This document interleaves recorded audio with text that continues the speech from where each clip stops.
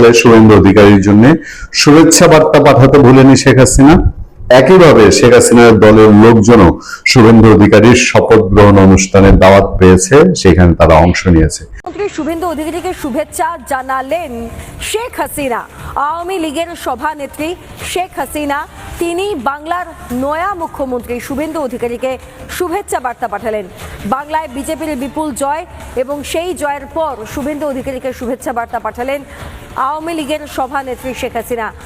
বাংলাদেশের প্রাক্তন প্রধানমন্ত্রী শেখ হাসিনা তিনি শুভেচ্ছা বার্তা দিলেন শুভেন্দু অধিকারীকে। বাংলায় নতুন মুখ্যমন্ত্রীকে শুভেচ্ছা জানান শেখ হাসিনা। আওয়ামী লীগের সভানেত্রী শেখ হাসিনা বাংলায় বিজেপির বিপুল পরিমাণ জয়, প্রচুর পরিমাণ ম্যান্ডেট নিয়ে বাংলার মাটিতে সরকার গড়েছে বিজেপি। এবার বিজেপির প্রথম মুখ্যমন্ত্রী মানে বাংলায় প্রথম বিজেপি সরকার এবং প্রথম বিজেপির মুখ্যমন্ত্রী শুভেন্দু অধিকারীকে শুভেচ্ছা বার্তা শেখ হাসিনার। আওয়ামী লীগের সভানেত্রী শেখ হাসিনার এই বার্তা। শুভেন্দু অধিকারীকে শুভেচ্ছা শেখ হাসিনার। আওয়ামী লীগের সভানেত্রী শেখ হাসিনা বাংলায় বিপুল পরিমাণ জয়ের জন্য তাকে শুভেচ্ছা বার্তা পাঠালেন, অর্থাৎ শুভেন্দু অধিকারীকে শুভেচ্ছা বার্তা পাঠালেন আওয়ামী লীগের সভানেত্রী শেখ হাসিনা।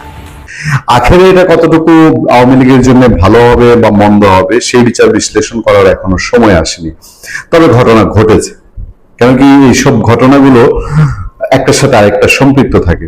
এই রাজ্যে বিজেপি সরকার, সেই বিজেপি সরকারকে হাতে রাখা আওয়ামী লীগের লোকজন ভারতে আছে, তাদেরকে সেখানে আরো লং টাইম থাকতে হয় কিনা, ভবিষ্যতে আওয়ামী লীগের কিছু করতে হলে ভারতের সমর্থন প্রয়োজন হয় কিনা, সব দিক থেকে নানান হিসাব। সে সময় খবর দুঃসময়ে পাশে দাঁড়িয়েছিলেন গণ অভ্যুত্থানে ক্ষমতাচ্যুত বাংলাদেশের তৎকালীন প্রধানমন্ত্রী শেখ হাসিনা দেশ ছেড়ে ভারতে চলে আসার পর বাংলার সে সময় বিরোধী দল নেতা শুভেন্দু অধিকারী বলেছিলেন শেখ হাসিনা বৈধ প্রধানমন্ত্রী, তাকে অন্যায়ভাবে পদচ্যুত করা হয়েছে, তিনি প্রধানমন্ত্রী হিসেবে বাংলাদেশে ফিরবেন। এবার বঙ্গে পালাবদলের পর সেই শুভেন্দু অধিকারীকে বিশেষভাবে শুভেচ্ছা জানালেন শেখ হাসিনা। বৃহস্পতিবার হাসিনার তরফে আওয়ামী লীগের তরফে বিবৃতি জারি করে জানানো হয়, পশ্চিমবঙ্গের বিধানসভা নির্বাচনে জয়ের জন্য ভারতীয় জনতা পার্টি ও তার জয়ী প্রার্থীদের আওয়ামী লীগ ও বাংলাদেশের প্রাক্তন সরকারের তরফে শুভেচ্ছা।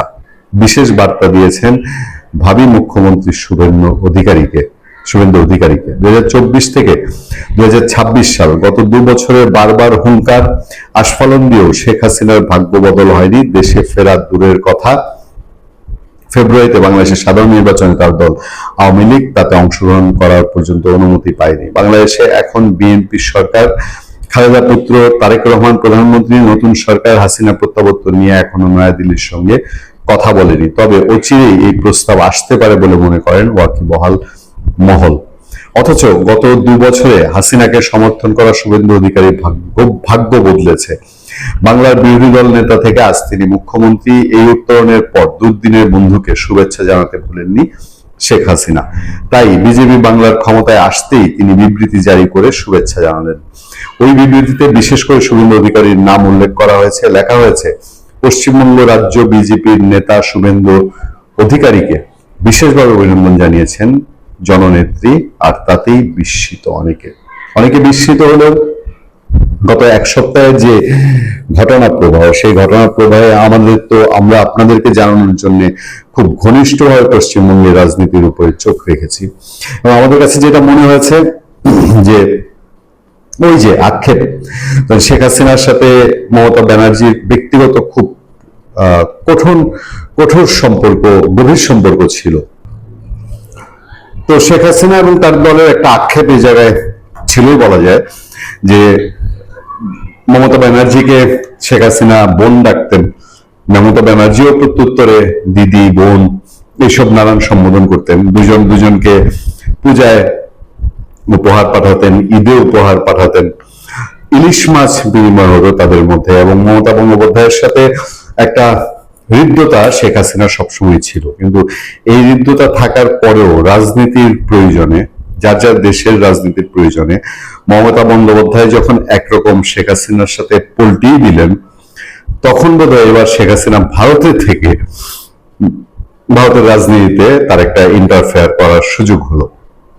আমরা ভারতীয় সাংবাদিক যাদের সঙ্গে কথা বলি, আপনাদের এখানে শো করি, আমরা তাদেরকে প্রত্যেককেই প্রশ্ন করি যে এই যে মমতা বন্দ্যোপাধ্যায়ের দলের বিরুদ্ধে আওয়ামী লীগের মানুষজনের অবস্থান নেয়া, মমতা হেরে যাওয়ায় উচ্ছ্বাস, শুভেন্দু অধিকারী জিতে যাওয়ায় উচ্ছ্বাস, এটা আওয়ামী লীগের জন্য আখেরে মঙ্গল হবে নাকি ক্ষতিকর হবে? এক একজন এক এক রকম ব্যাখ্যা দিচ্ছেন। কেউ কেউ বলছেন যে এটা ভবিষ্যৎ রাজনীতির ধারার উপরে নির্ভর করবে এবং শুভেন্দু অধিকারী ক্ষমতায় যাওয়ার আগের যে অবস্থান শেখ হাসিনা এবং আওয়ামী লীগ সম্পর্কে, ক্ষমতায় যাওয়ার পরের অবস্থান কি একই রকম অবস্থান থাকবে নাকি কিছু পরিবর্তন হবে, এগুলো অনেক কিছু বিবেচ্য কাজ করে।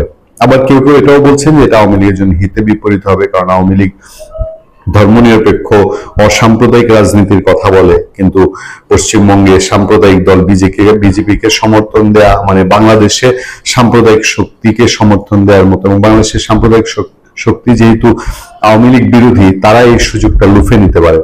তারপরেও এই শেখ হাসিনার ভারতে আশ্রয়ে থাকা নাটকীয় এই শুভেচ্ছা শুভেন্দু অধিকারীকে, এটা নিশ্চয়ই রাজনীতির মাঠে অনেক দূর গড়াবে। ভালো থাকবেন, সুস্থ থাকবেন। আসসালামু আলাইকুম দর্শক, আমি পশ্চিমবঙ্গের নির্বাচন নিয়ে ভারতীয় সাংবাদিকদের অনেকগুলো শো আপনাদের সামনে উপস্থাপন করেছি। ভারতীয় সাংবাদিকরা আমাদেরকে সহযোগিতা করেছেন। তারা A to Z ভারতের অভ্যন্তরে কি ঘটেছে, কি ঘটছে, আসামে কি ঘটেছে, কি ঘটতে পারে, পশ্চিমবঙ্গে কি ঘটেছে, কি ঘটতে পারে, সমস্ত কিছু আমাদেরকে জানানোর চেষ্টা করেছেন। সবশেষ আমরা কলকাতার সাংবাদিক সুমন ভট্টাচার্যের একটি শো করেছিলাম। সুমন ভট্টাচার্য সেখানে জানিয়েছেন যে তিনি শুনেছেন কিছু কিছু মুসলিম অধ্যুষিত জায়গায় ইতিমধ্যে ঘোষণা দেওয়া হয়েছে যে আসছে কোরবানি ঈদে সেখানে কোরবানি করা যাবে না। ভারতীয় বিজেপির পশ্চিমবঙ্গের অন্যতম নেতা শুভেন্দু অধিকারী, তার সোশ্যাল মিডিয়ায় আমি একটা বক্তব্য শুনছিলাম।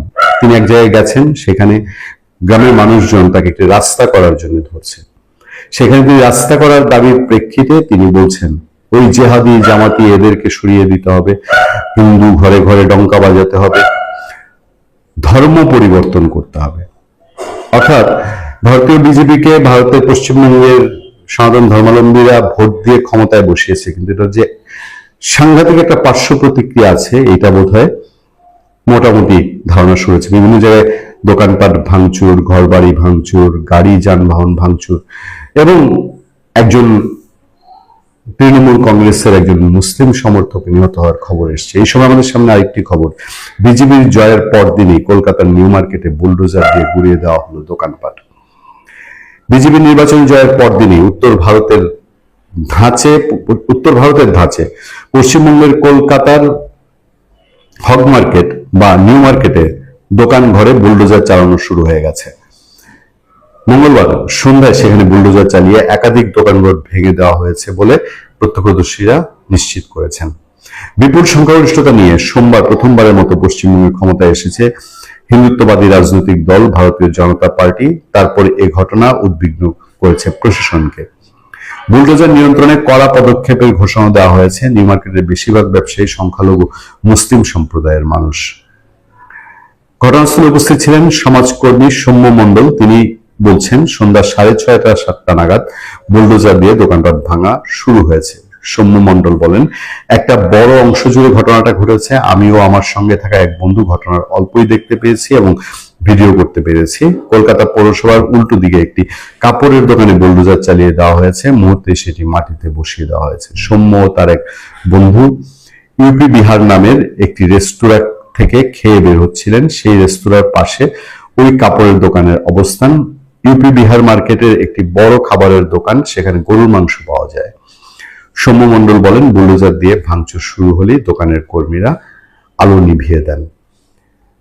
এরপর আমরা রেস্তোরাঁ থেকে বের হয়ে বুলডোজার দেখতে পাই, যেটি দিয়ে দোকান ভেঙে দেওয়া হচ্ছিল। উচ্চ শব্দে ডিজি চালিয়ে বিজেপির স্লোগান জয় শ্রীরাম ধ্বনি দেওয়া হচ্ছিল। জয় শ্রীরাম স্লোগানও দেওয়া হচ্ছিল।